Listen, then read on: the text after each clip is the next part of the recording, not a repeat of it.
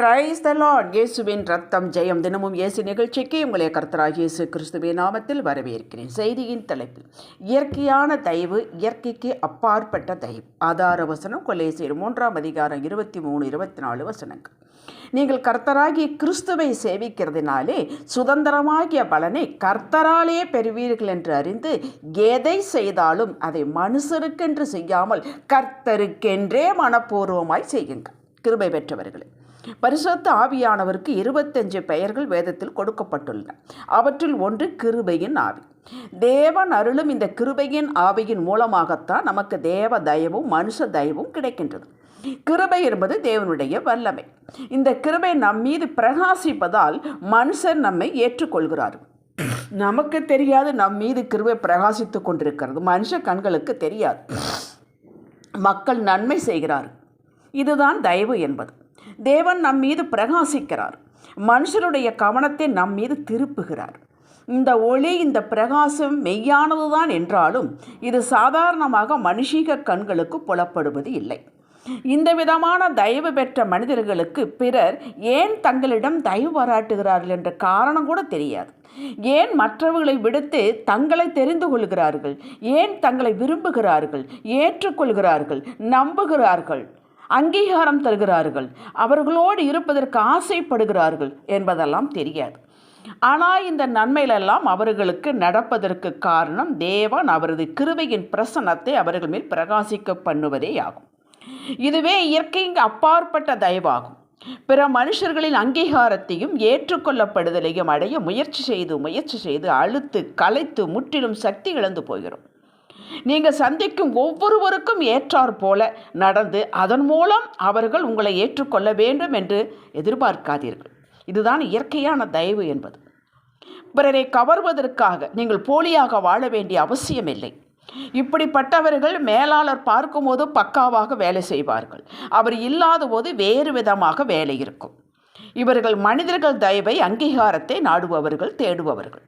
இதை முற்றிலுமாக விட்டுவிடுவது நலம். நம்மை போஷிப்பவர் கர்த்தர், வழிநடத்துகிறவர் கர்த்தர், ஞானம் கொடுத்து உயர்த்துபவர் கர்த்தர். நாம் இவர்கள் அவர்கள் பார்க்கட்டும் என்றோ பாராட்டட்டும் என்றோ ஒருபோதும் கிரியை செய்யக்கூடாது, வேலை செய்யக்கூடாது. அப்படி செய்தால் மனித தயவு பாராட்டுதல் கிடைக்கும், அவ்வளவுதான். இயற்கைக்கு அப்பாற்பட்ட தேவ தயவு கிடைக்காது. அந்த மனிதர்களும் எல்லா நேரமும் நம்மை பாராட்டுவது, அங்கீகாரம் பண்ணுவது அவர்கள் வேலை அல்ல என்று நினைத்து விட்டு விடுவார்கள்.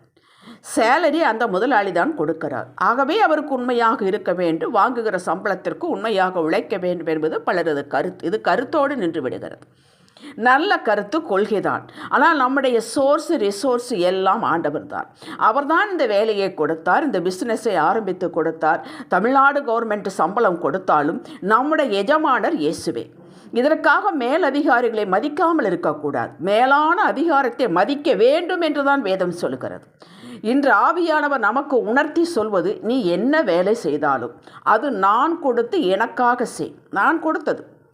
பாராட்டுதல், உயர்வு கிடைக்கும் என்ற நோக்கத்தோடு செய்ய வேண்டாம். கர்த்தர் என் கையில் கொடுத்ததை நான் உண்மையும் உத்தமமாய் செய்வேன். அவர் பார்த்து கொண்டிருக்கிறார். இந்த பணி, வேலை, சேவகம் நான் அவருக்கு செய்கிறேன்.